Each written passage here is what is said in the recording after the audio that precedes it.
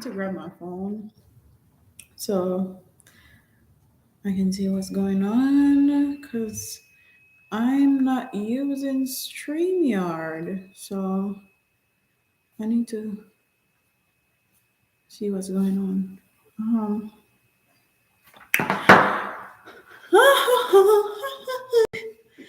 Hi, everybody. Welcome.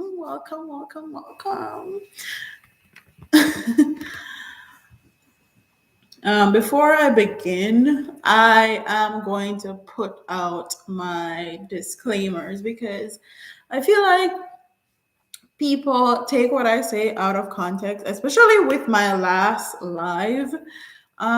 People take what I say out of context and they misconstrue and use it for what they wanted to use it for.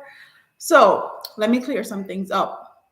When I talk about Black men, I'm talking from experience. When I talk about Black men, I'm not generalizing Black men.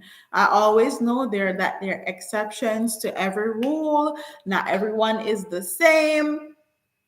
What I'm speaking about is what I observe, what I see, um, what my truth is, the people that I've dated. I have not dated anyone outside my race, and I'm a grown ass woman. So I can speak from my experiences.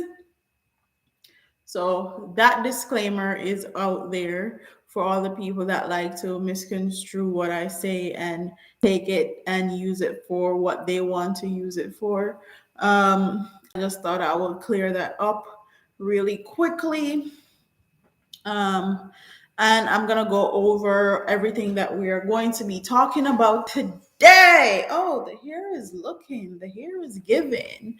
I actually just did my hair. Anyways, in today's video, we're going to be talking about red flags, talking, dating, exclusively dating, relationships, courting to get married, when you become a fiance, wife life, pregnancy, and then I'm going to talk about assertiveness versus aggressiveness. So, let me shout out some people before I start in here.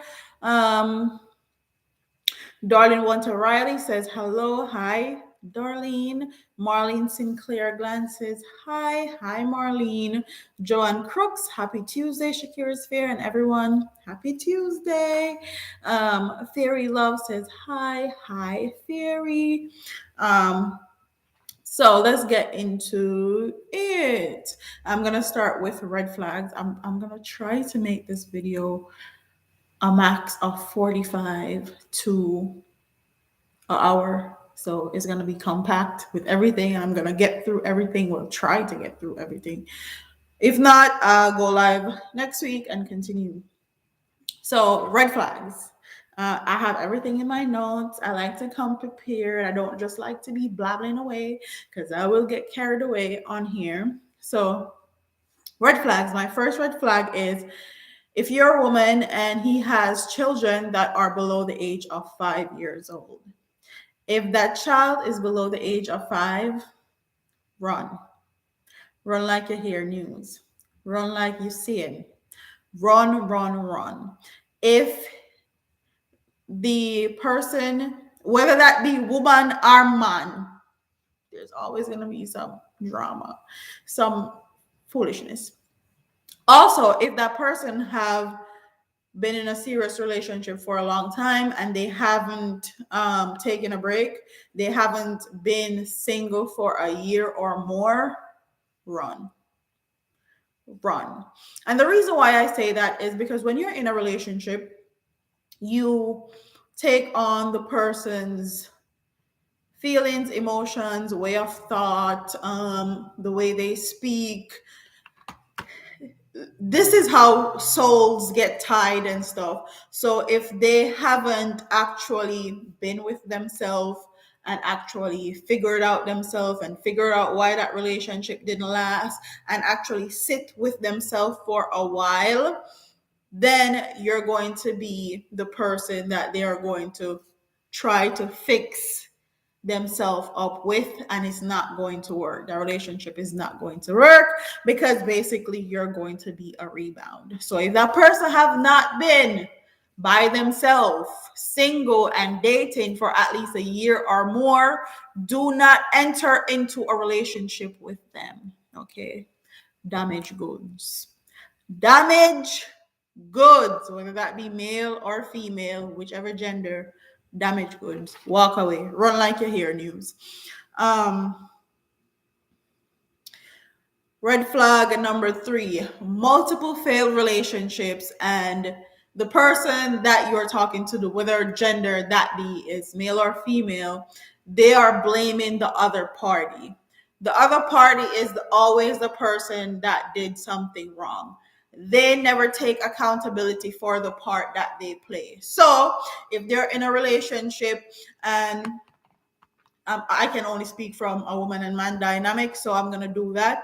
And the man blames the woman for the relationship ending, red flag, run. Because he will never take accountability for his actions and the part that he played in the demise of that relationship. And it takes two to tango. It takes two for a relationship to end. It takes a two for a relationship to work and not work. So if they're not saying, okay, I shouldn't have done this and I shouldn't have done that and I should have tried this and I should have tried that. If they're not saying that about their past relationships and why it didn't work, run. Run, because that person is never going to take accountability for what they did in that relationship. And it's going to be the same with you, because they're never going to take accountability for what they do in that relationship that they're with you in. Emotionally and physically unavailable people. Oh my God. And I wish I had knew about this earlier. Let me repeat that. Emotionally and physically unavailable people. Run. And I'm going to say this. When someone is emotionally or physically unavailable, I use the 3 rule. Well, I used to use the 3 rule. Let me not try to play y'all play no games. I use the 3 rule now. And the 3 rule basically says you get 3 calls, 3 texts, and if you don't get an answer or a valid answer as to why they didn't reach out, they didn't text, they didn't call back, then that person gets cut. Block, delete, on to the next one. Do not let anyone waste your time, and don't let anyone waste your energy. Don't settle, especially for women in their 20s. Do not settle. Don't you ever settle. Everything that you want, you can have. And what one man will not do, or what one man think it's hard, or what one man think, oh, you're being difficult for, another man will gladly take you upon him head and do it without you even asking. So men or women that think only that their pleasure matters. So this is for the sexy time type of stuff. If they think that only their pleasure matters, so they don't basically, if you're going to hit the spot or you're going to have fun, it's all about them and getting them to the finish line and not you. So if someone is like that, that's an immediate red flag. um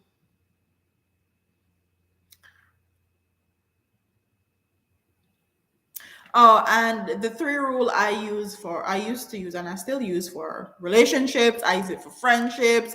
I use it for everything because I do not want people wasting my time. I actually noted that in here. I actually really use it for friendships and I really use it for family relationships because my time is valuable and I don't want people wasting my time. And that is why I am a loner, darling. I literally have one friend and I've had that one friend since I was in high school.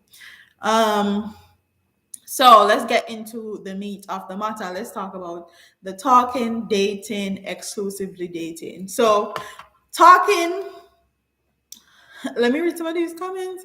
Stacy Dean said, "Good afternoon. Good afternoon, darling. Happy New Year's. Happy New Year's." Jetta Shelley said, "So true. Yolanda V. So thumbs up. Miss H. Fox." Andrea Sheriff say, "Hey." Merlin Sinclair, "Who comes first? I them win." Miss H, "I like the three rules. I think I'll start using this for friendships." I definitely use it for friendships. So if I call you three times or text you three times and you don't answer, you don't reply, you don't give me a valid reason as to why you didn't reply, or what's going on in your life, why you haven't been in contact with me, then you're cut, you're deleted, you're blocked. I will give you a one-time message after those three calls and three texts and explain exactly why I'm about to do what I'm about to do. And then that is the last you'll ever hear from me. Ever. Ever. Like, you can ask anybody that I used to be with. Once I'm done, or my friends that I used to be friends with, like, once I'm finished, I am finished. You can't get me to answer my phone. You can't answer me to get me to talk to you. You can't follow me on social media. You can't do anything. I literally block you out my mind and pretend like you never existed. So that one. And that's just for me and my peace and my serenity. So let's go into the talking part. Last time I was on here, I was talking about the whole what do you bring to the table and the whole 50-50 thing. And I feel like a lot of people feel like the talking phase is for like younger people that are in high school or college or middle school or something like that. And honestly, I feel like when you're an adult, the talking phase is truly, truly important, because this is where you ask all the questions. This is where you figure out if you actually want to take this person on a date. This is where you know if you're going to actually spend your money, you're going to spend your time, your energy, and put it into a person. So I feel like the talking stage is very necessary even when you're adult. And I also feel like the talking stage is where you build a friendship, and most relationships that last are built on friendships. So dating, as far as dating is concerned, so with me personally, I feel like dating is just when a woman or man talks to multiple people at a time, and she or he goes out on multiple people with go out with multiple people, and she's not dating anyone specific. So if she want to go out with Tom, Dick, and Harry, she goes out with Tom, Dick, and Harry. If he wants to go out with Beverly, Kenisha, and Andre, he goes out with Beverly, Kenisha, and Andre. And that is what I feel like dating is. This is how you figure out how a person is. This is how you figure out if you enjoy being in the presence of that person. This is how you figure out if you want to be in a relationship or exclusively date this person. And I feel like from the talking stage to the dating stage, that should only take 4 to 6 weeks, basically. And then if everything goes well, then you should go on a date. Oh my God, I hear Milani. You should go on a date or something. And then exclusively dating, when you're exclusively dating someone, you are going on dates with only them, no one else. And this is where you don't talk to anybody else. You are focused on one single person. You go out with them, you enjoy their company, they come over, you go over, all of that. That's what exclusively dating is to me. I'm going to read the some of the comments because the comments are actually sliding up really fast. Who for Miss H says, I like the three rule. I think I'll start using that for friendship. Go do it. I think it will definitely help. And it will definitely show you who is really your friend and who is really interested in seeing you, interested in talking to you, interested in getting to know you, keeping in contact with you. Tamika Parsons, blessed all. Joanne, you're breaking up. Miss H, we really have to protect our energy indeed. Miss Goldie Robinson says, Happy New Year. Shakira's fair family up, up, up. I believe with what you're saying. Fox, Janetta Shelley said, I need to start this with my friend. Yes, it works in friendship. And Miss H says, I was going to say that most relationship marriage do last because of friendship that exists between the couple. Joyful Lee, Happy New Year, Shakira plus family, and everyone that's tuning into the live. Yoni Stephenson's Joyful Lee, thanks. Same to you. Tracy Charles, first time here. Big up yourself, Tracy. Um, Joanne, your live keeps breaking up. Joanne, you're the only one that's complaining about the live breaking up. I would suggest you actually exit the live and come back. I find that a lot of people that when they complain about the live, it's probably their internet, their Wi-Fi. Um, Give me a minute. I hear my daughter.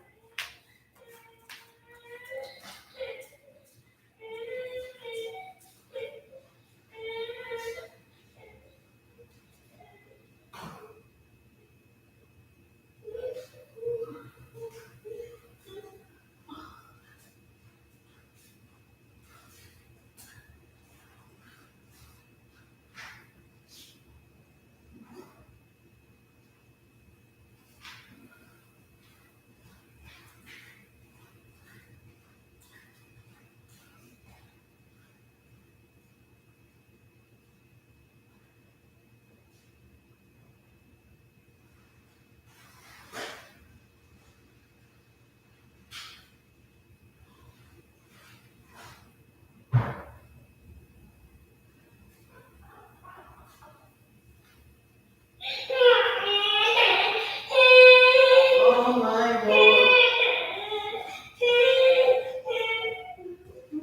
Okay. You're okay, mommy. Uh, uh, uh, uh. Say hi, people. I'm interrupting the live.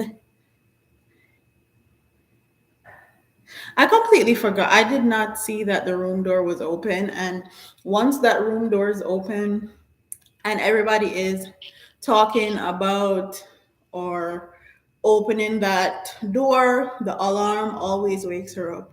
Or the talking loud, whatever, always wakes her up. And also, if I'm not sleeping next to her, she always wakes up. I don't know why, but that's her for you. Yeah. You talking? Mm-hmm. You saying hi? You see yourself on the screen? Mm-hmm.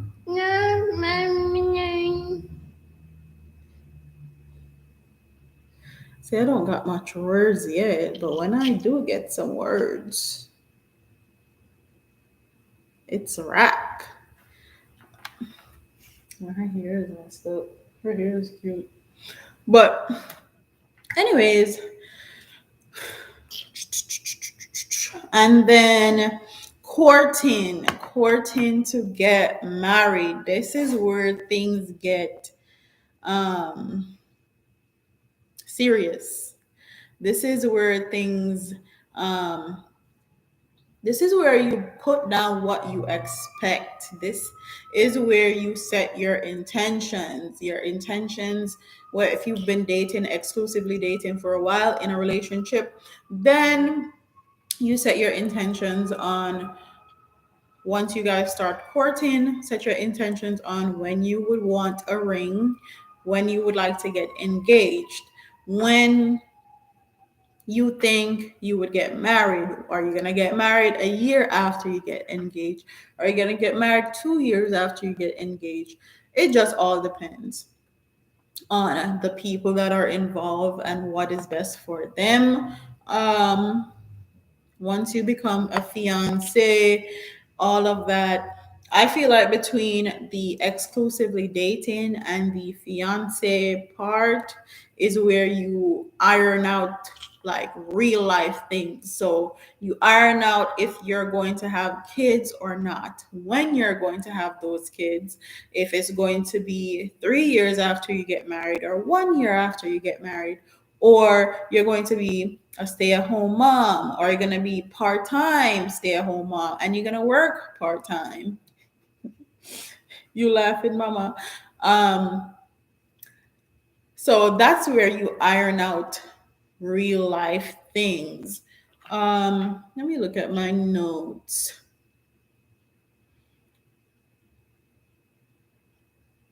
Oh, and I also put in here, this is where you figure out if that person is going to be a good person or not, or a good parent or not. And I feel like this is where you move in. Once you got your ring on your finger, you're a fiance, this is where you move in together. I do not believe you should move in together unless you have a ring. I feel like once you move in before you have a ring, people get comfortable. You start doing wife duties for boyfriends, and that is never good. So I don't think you should move in together unless you have a ring. And then when you're a fiance, you move in, you see how they live, you see how you guys interact. You see if that person is going to be a good parent or if you plan on having kids. Because a lot of times people claim they're good parents and you never see that they're good parents. And if you guys don't have any kids yet and you are a fiance, you can invite one of your badass cousins to come stay with you for the weekend and see how they deal with certain interactions with kids. So see how they deal with your nephew or cousin when he's being bad or something. And also, this is where I feel like women should actually figure out what their parenting styles are, and if you and your partner parenting styles go hand in hand, because I feel like everyone has different parenting styles, and if you don't figure that out early on, it causes a lot of issues in relationships when you're raising children. So figure out your parenting styles before you have kids. And I would say not only invite your cousins or nephew over and see how your partner interacts with them, but also ask questions, like deep questions. What if your daughter sneaked out with a boy? What if your son sneaking a girl in the house? What if your daughter becomes pregnant at 16? What if your son gets a girl pregnant at 15? Ask them deep, hard questions to figure out what they would do and see if your guys' plan of action, so what you would do and what he would do, line up perfectly. Because if you guys don't, it's gonna cause a lot of issues. um Stacy Dean says I went about it all wrong. You're not the only one, darling. A lot of people go about it wrong, me included. Georgia Cunningham says smart lady. Georgia, yep. Joyfully totally agree, sis. We waste too much of each other's time fooling around. What do you do if you're older with older children and both have been married? So this is where everything gets sticky, and both have been married. So if you guys are dating, well, exclusively dating, and you feel like, okay, this may end up in a marriage, this may be a situation where we're going to have a blended family. You guys have talked about it. You guys know that you're in a committed relationship, and the end goal is actually to get married and to have a blended family. You need to introduce that person to your kids, and don't introduce them to your kids as your boyfriend or girlfriend, introduce them to them as somebody like a friend for now until you get a ring. Until you get a ring on your finger or someone proposes to you, that person is just a friend and you want your kids to meet them, nothing more, nothing less. I also do not think that they should be sleeping over unless you have a ring or they propose. So, not to confuse your kids or anything like that. That's what I would say if you guys are adults and you got older children and have been married. That's how I would play it if I was in that situation.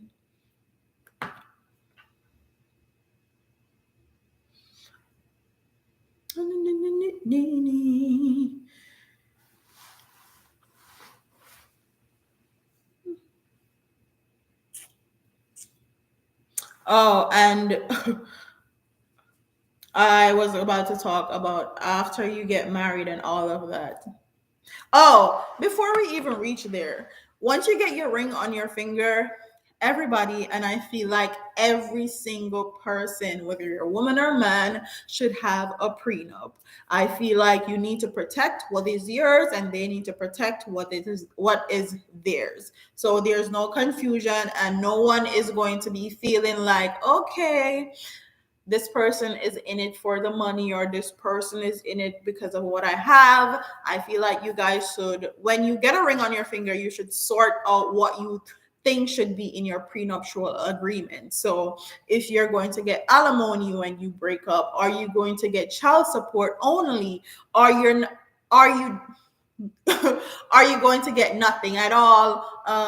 What is the living situation is going to be? If you guys bought a house together, is the wife going to stay in the house and the husband find a different place? Are you guys going to sell the house, split the money 50-50? These are things that need to be in your prenuptial agreement. I don't care if you don't have a pot to piss in or when they're to throw it out.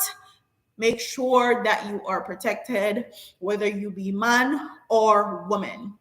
Also, when you get your ring on your finger is when you start documenting things and put things down on paper, because people like to forget or act like they have amnesia about the things that they say that they would do when you get into a relationship. So they get comfortable, they forget everything they said to get you. So this is where you write them down. So for me personally, I would say if I'm a woman, I'm going to write down if he says I'm going to be a stay-at-home mom, he's going to pay all the bills, he's also going to pay my bills.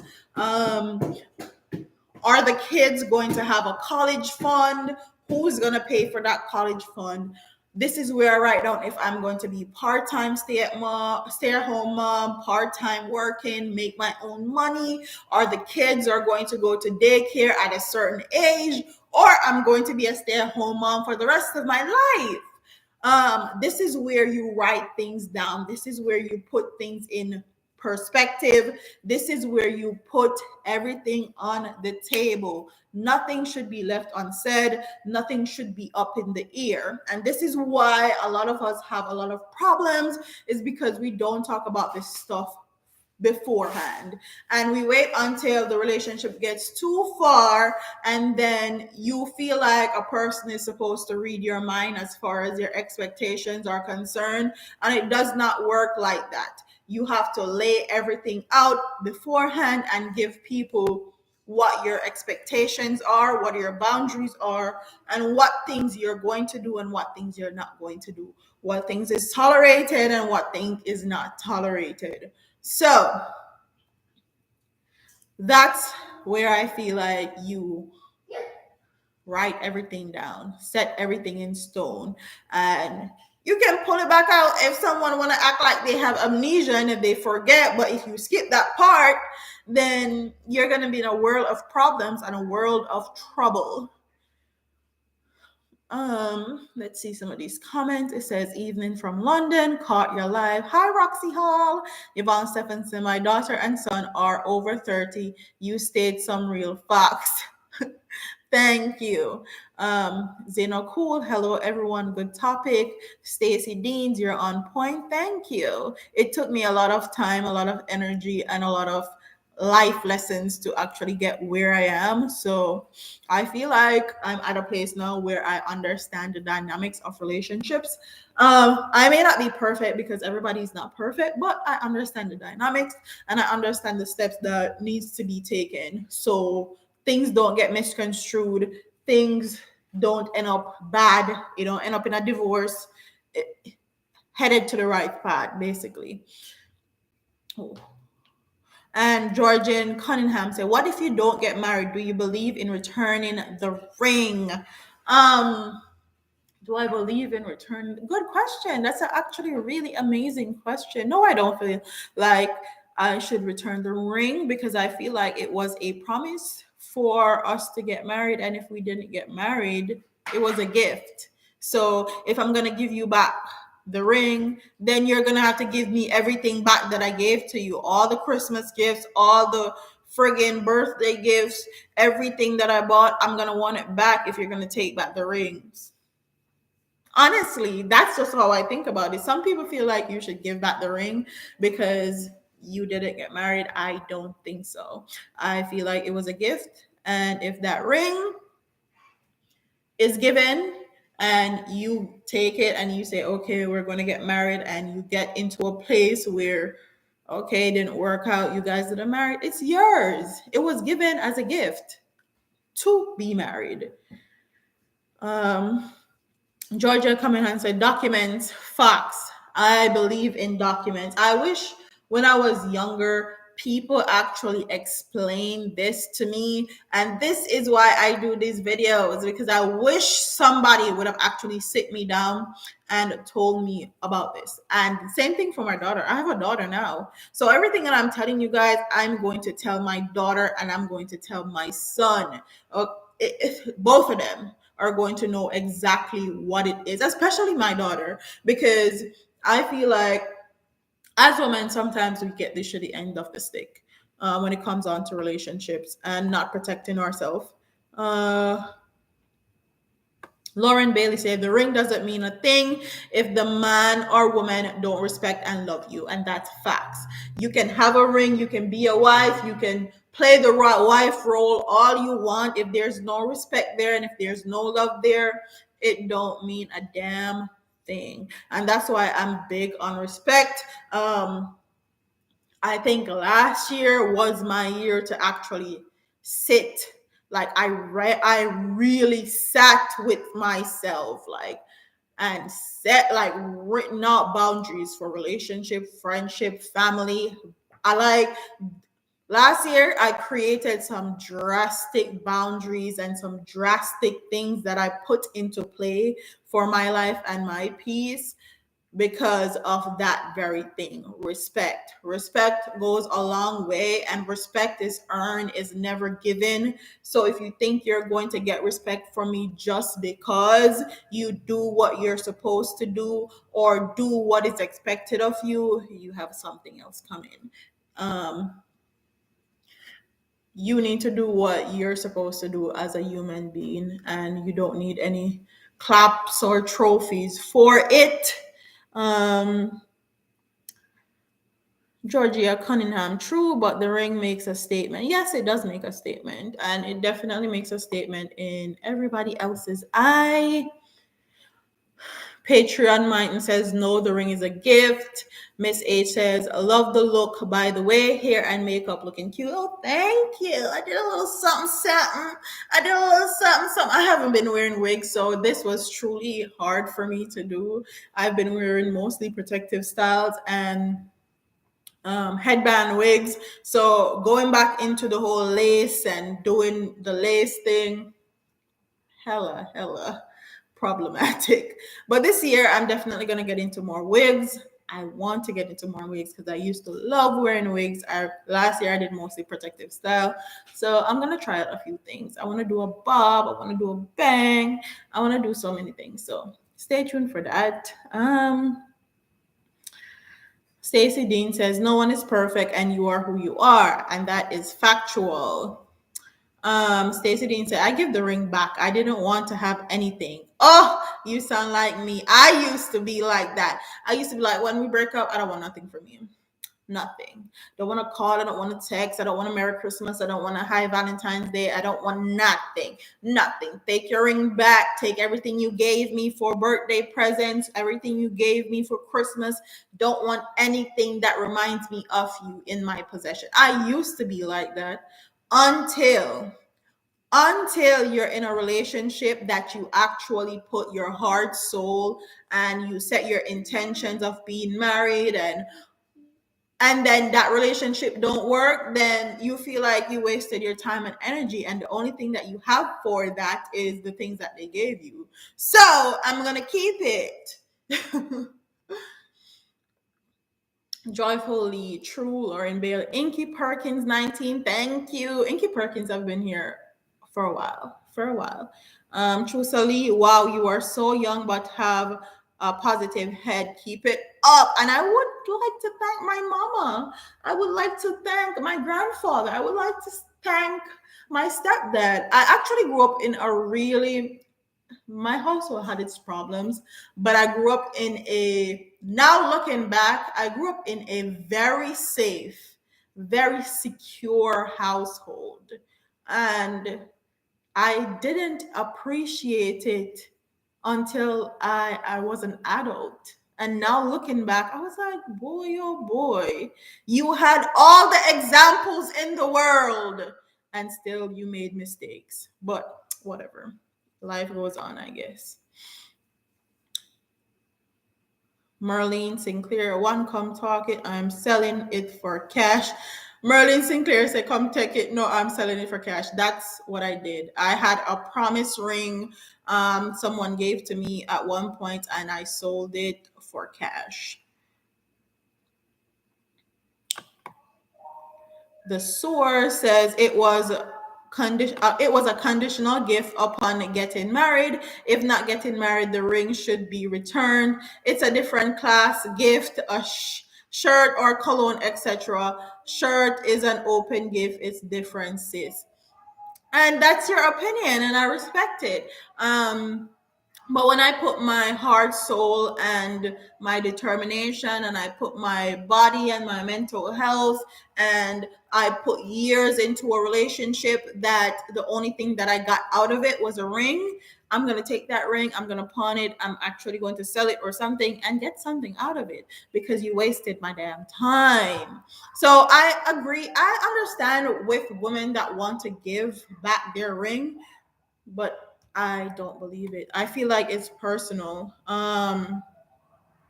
Whether you want to give it back or not. Uh Andrea Shivi says, question, how did you know that your husband was the one? Good question. Oh my God. It took a long time. And he'll tell you it took a while. I didn't know he was the one. It took a minute. Um It definitely took a minute. I've always been super duper protective of myself and people that I get into relations with. I've not had that many relations or that many long-term relationship with people. So for him, it took a long time. What are you doing? Miss H, well, look amazing. Stacy, Deans, love that color on you. It's great. Thank you. Merlin Daly, Merlin, I would sell the ring and all these years off. Let's get it on to give back the ring. Hell no. Yvonne Stephenson, Shakira, love your growth and maturity. Oh, thank you very much. I've been working so hard on that. The growth and maturity. Oh my God. Last year was the year, okay? Life really gave me some kicks in the ass, okay? And it forced me to think about some things and put some things into perspective. And this is why 2022 is about to be different, darling. Merlin Sinclair Grant, Lauren same so. Joyfully ain't no giving back. Nothing. I've invested my precious time. Exactly. And this is what people don't understand. And this is why I say it's personal preference. If I've invested my time, my energy, my body, my soul, my mind, everything, my cooking skills, my homemaking skills in a relationship, and the only thing that I got out of it is a ring, you're not getting back. Especially if it was my fault and like you're the one that cheated and didn't allow us to get married, or you did some crazy dumb stuff and that's why we didn't get married. I'm taking the ring. The ring is mine. Sorry. The ring is mine, darling. Goodbye. Carrie and Joe's mistakes are practice run to be more mature and experienced in life. That's how I look at it. And I agree. Definitely. And Sophie Mitchell said, hello. Hi, Sophie. What else did I have on my list? Pregnancy, and then oh yes. So after you get married, you have your white picket fence and everything, the white wedding. Now comes the baby carriage, darling. That's if you decide to have children. Um, and I absolutely wish more Black women would speak on pregnancy. My pregnancies, both of them were planned. Both of them were planned to a T, especially Kai. Kai was, as soon as I got pregnant with Kai, I knew I was pregnant. Okay. The same day I got pregnant, I knew I was pregnant with Kai because I could not move. So Kai was to the T, darling, to the T. Milani kind of take me by a little bit of a surprise, but I wasn't surprised because I know what I was doing. But anyways, pregnancy is scary. Pregnancy is beautiful. Pregnancy is not all it's cracked up to be. And now that I've done it twice, I can say that, and I can say cold-heartedly. Me wish someone Walker White would have told me what pregnancy entailed. Like she should have like sat me down and said, be like, okay, you're going to be putting your health at risk because Black women are more likely not to get medication and not to get looked after as much, especially in the American system. Um, you're putting your life at risk, and whoever you're planning on giving a child, they need to be super appreciative of it. They need to actually understand that it's a gift and it's not a right, because a lot of men feel like when women have children for them, it's a right, it's their rite of passage, it's what they're supposed to do. They came on the earth to procreate and create life and all of that. And I wish my mama would have said something. Because maybe if she had told me that you were putting your mental health at risk, you're money, you're putting your life at risk, you're putting your body at risk, maybe I would have waited a little bit longer. And pregnancy is beautiful. Don't get me wrong. It's beautiful, especially when you get your child in your hands that you've been baking for 9 months and everything go as planned. Amazing. Mwah. Chef's kisses. Amazing. The most amazing feeling. But what people do not talk about is all the changes that a woman go through mentally, physically, emotionally. Everything change. Every and people don't put emphasis on that. They just talk about, oh, it's a bundle of joy. It's gonna be amazing. It's going to be the best thing, but they don't talk about everything that you go through during pregnancy. Like for me, with Kai, I felt like I was going to die. I literally felt like I was going to die every single day. I weighed the less I ever weighed in my life when I was pregnant with Kai, and I was at my best weight. I was at my best weight before I got pregnant with Kai. When I first trimester, I lost so much weight, I was unrecognizable. Through my whole pregnancy with Kai, I barely gained any weight. And that's why I was able to snap the hell back, because I couldn't keep down tea. I couldn't even keep down water. And I'm gonna drill this in my daughter's head so much that when she gets older, she's gonna be like, okay, you gonna have to be perfect for me to have a child for you. Okay, this is a gift, and that I'm giving to anybody. But I was sick throughout all 3 trimester with Guy, and no one warned me about stuff like that. That puts a damper on your mental. And it was a good thing I didn't have postpartum depression when I had Kai, anything like that. But I definitely had postpartum depression when I had Milani. My pregnancy with Kai, I love you, son. Love you. You're the greatest gift to God, for, like the greatest gift ever. And I wanted a son first, and I got a son. But everything that I went through with that pregnancy, that's why I came off social media. I was sick as a dog. The first trimester, I could barely walk.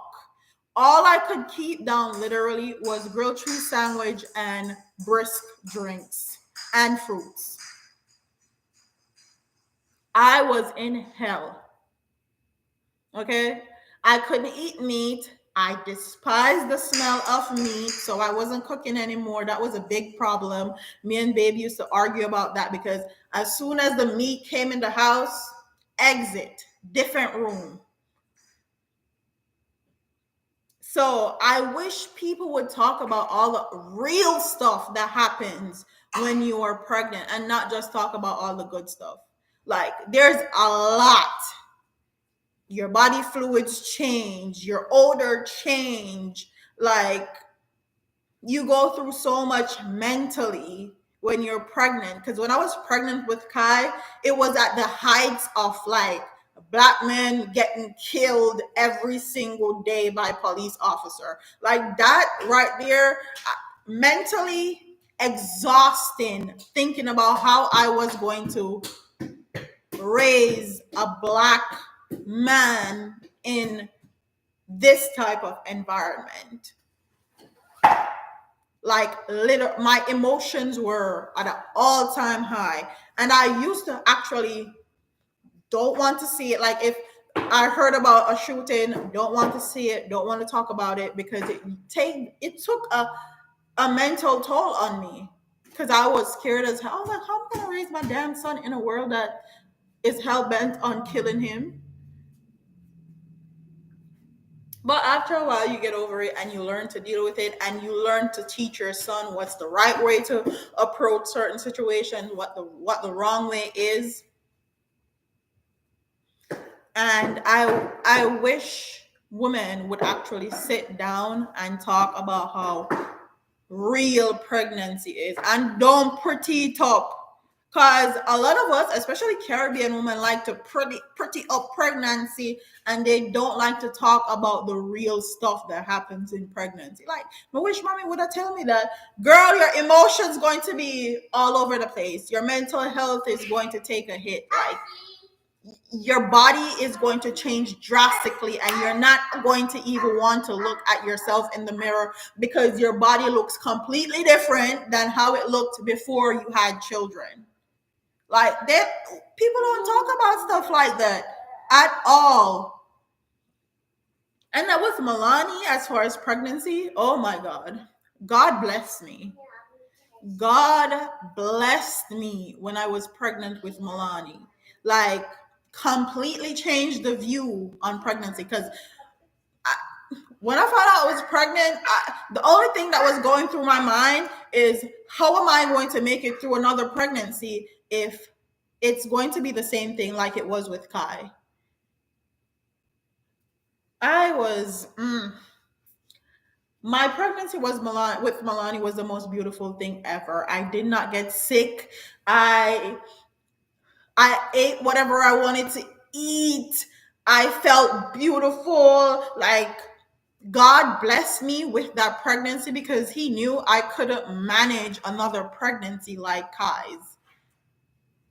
So, in that sense, I've had the best of both worlds.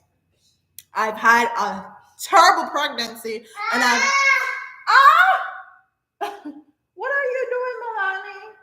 And I've had a like amazing, beyond amazing pregnancy. So I can tell you everything on the spectrum because I've lived both.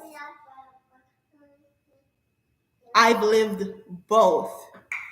And my pregnancies, both of them went exactly as planned as far as delivery is concerned. And that's something that women have to take into consideration when they're having children.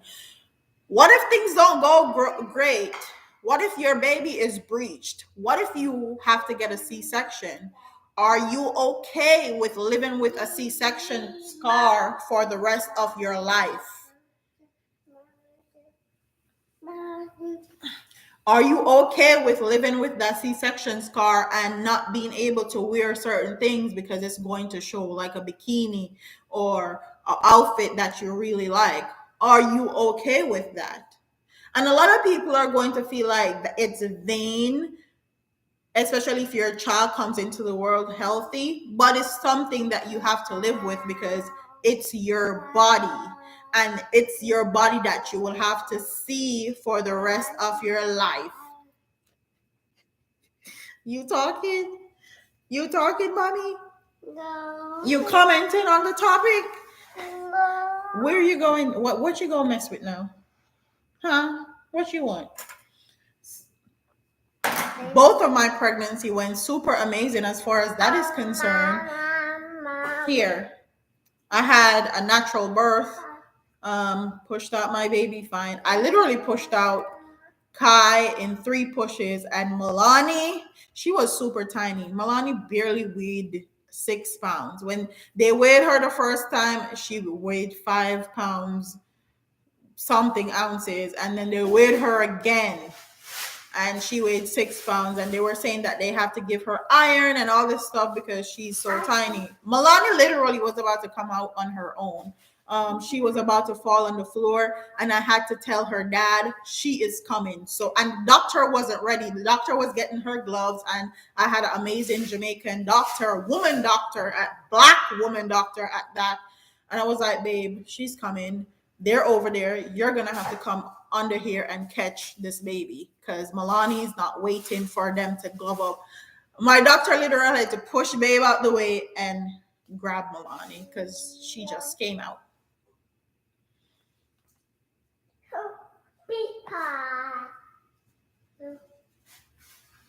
I'm gonna read some of these comments. Good afternoon. I love this discussion because me hate too. My body was a mess. I wish women talk about this more.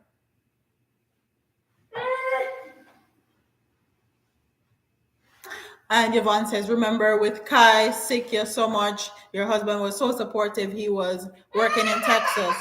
Yes, he was. Milani, why you climbing on the chair?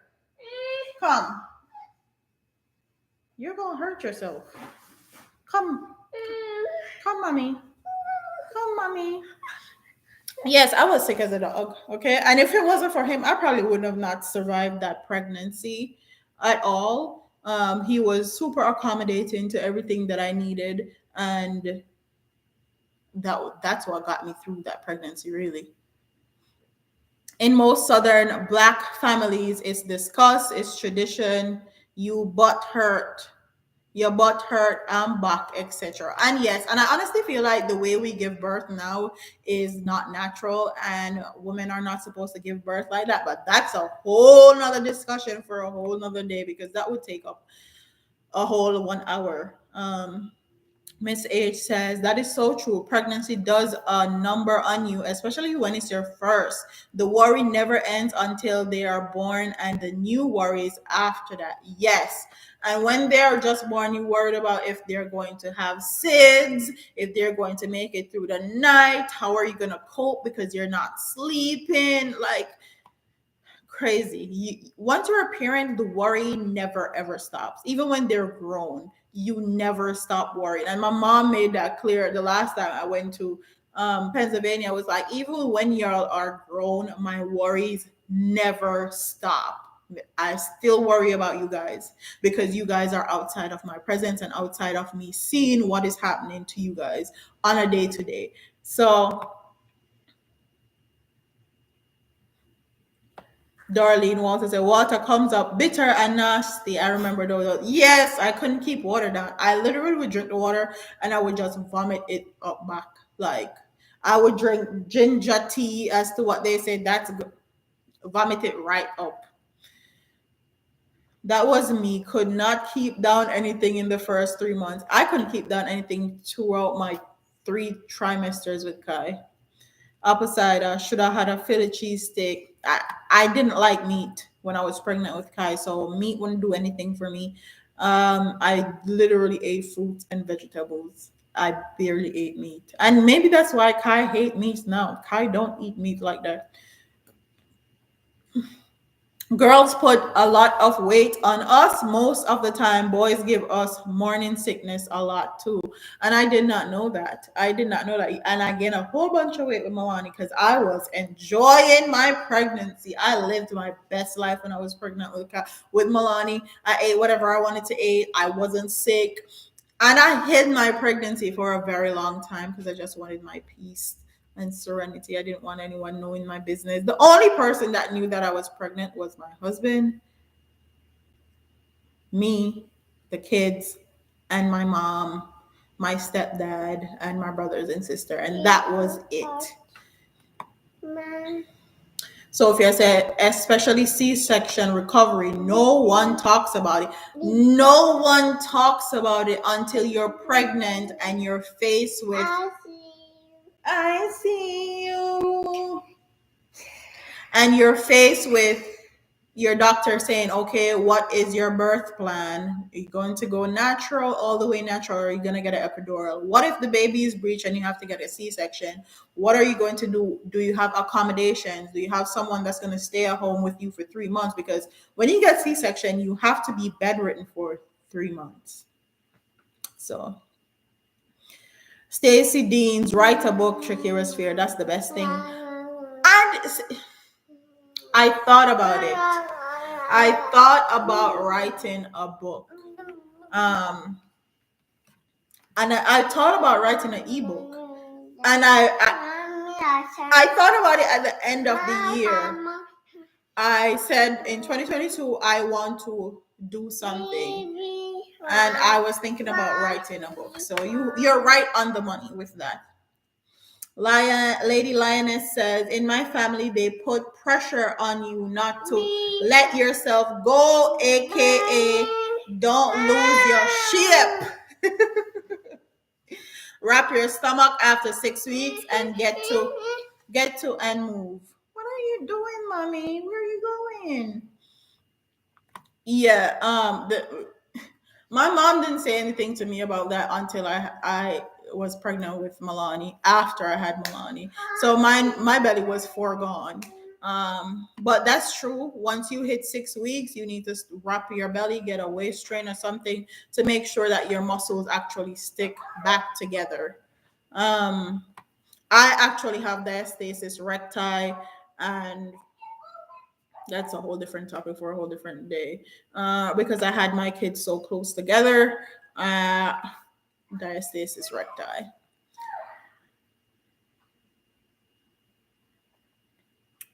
Oh, frequency phonist, thank you for your donation. Thank you to everybody that has donated. Faye and William say hi, Brains, and everyone. Hi, Georgia Cunningham. You have to do that. Candy Diamond, nice look, loving the hair. Thank you. Everyone is loving the hair. I love it too. You look beautiful. Red hair fit you. Thank you, Royal Rugby. Olivia Carter, what was your experience with natural birth? My experience was really good. Did it 28 years ago, and I remember from inception to this day, it was absolutely horrible and painful. Facts. Amazing. Inky Perkins 19 said, I was traumatized when I had my first child and never. Where did your comment go? And never had another one. And that's another thing. A lot of women get traumatized when they give birth and they don't talk about it.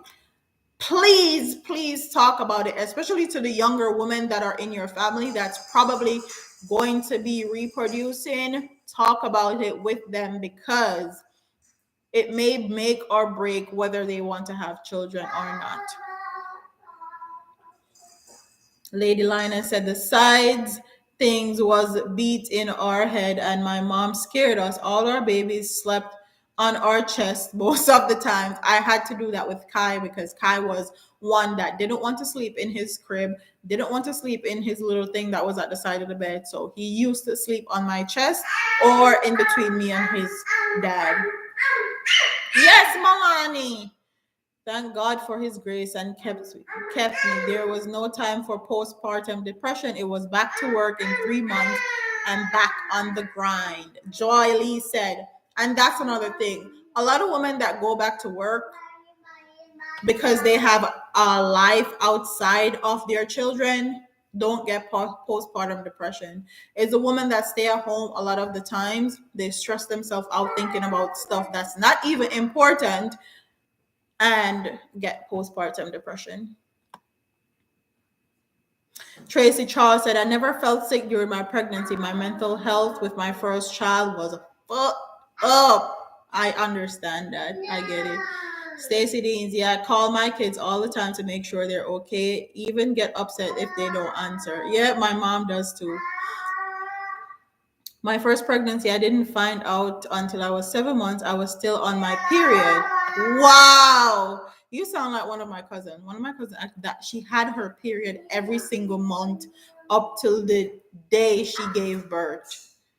Baby was okay and she was 5 pounds. Miss God is breastfeeding help with the belly. Facts. I have 5 children. I got 5 kids. It does. And I feel like that's why my belly didn't go down with Milani because I had postpartum depression because of breastfeeding.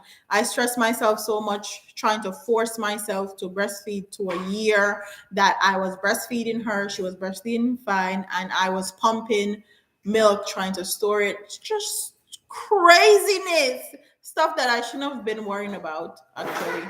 And I stopped breastfeeding because of it. I think I stopped breastfeeding 4 or 5 months in, and she got a bottle. So, and with Kai, snap back because I breastfed until I was like 9, 10 months, almost a year with Kai. My body cannot come back up until today. 126 and one is 26 and one is 14. Tell me about it. It's hard. It's hard to get your body back.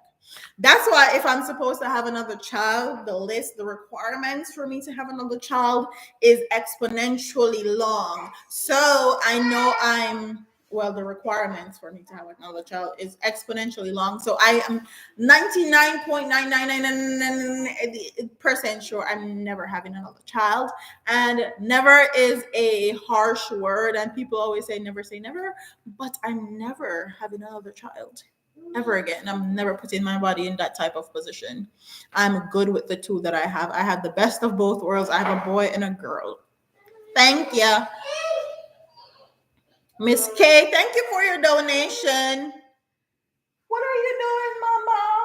You just taking out all the stuff. I'm about to get off of here in a minute. I did an epidural twice. That pain was too much. With my son, I was in active labor, and when I got the epidural, 20 minutes later, I had my son. Same thing with Milani. I got my epidural late, and I was like 6 or 7 centimeters dilated, and she was coming. And that's how I felt that she was coming, because my epidural did not take properly. So I actually felt her pushing herself out, and that was how I was able to warn Babe that she's coming out. But that's a whole different story. The guy that did my epidural wasn't the normal person that was supposed to do my epidural, and he didn't do my epidural properly, and I was hella pissed. He came in there trying to be funny. You know how white men are, especially in the medical field, hyper and doing the extraness, and I was in pain, and I was like, was not having it. But that's neither here nor there. My baby is 11, can't get my belly back yet. Tell me about it. That's the only thing that I dislike on my body is my belly. Um, Marlon, sleep on my chest, then wake up and find him under the bed. God almighty, under the bed, I would die. I would have a panic attack. 1 baby, 2 hour labor, no meds. 2 baby, no meds. 23 hours, no. Girl, Lady Lioness, you deserve an award.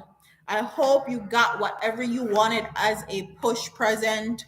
You got whatever you wanted. Girl, you're the MVP.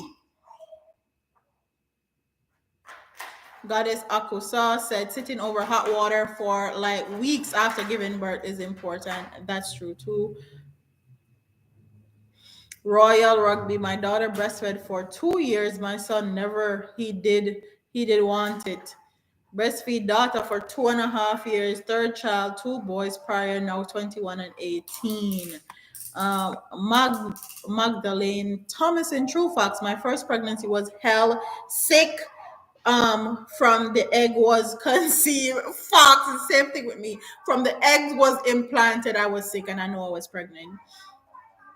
Last 3 months hospitalized, still giving birth. Next thing, I was pregnant again in 6 months. Kids are very close. I think that's the only good thing about having them close is they're super close with their one another.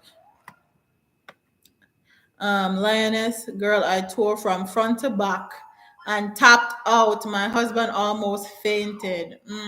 Jesus. I can a perineal. I never got a perineal tear. I can only imagine, but breastfed my eldest daughter for 3 years. She turns my breast into Okasaki slippers. My daughter have this thing now, and she didn't even breastfeed her where she's taking my boobs out in private or in public, and it's crazy to me. Miss K, to catch up later, family. Real talk. Bye, Miss K. So we are over hour, which is what I wanted. I need to put this person in. Remove. Block.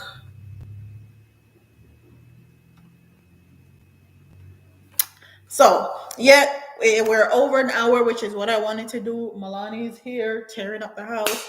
So thank you guys for watching.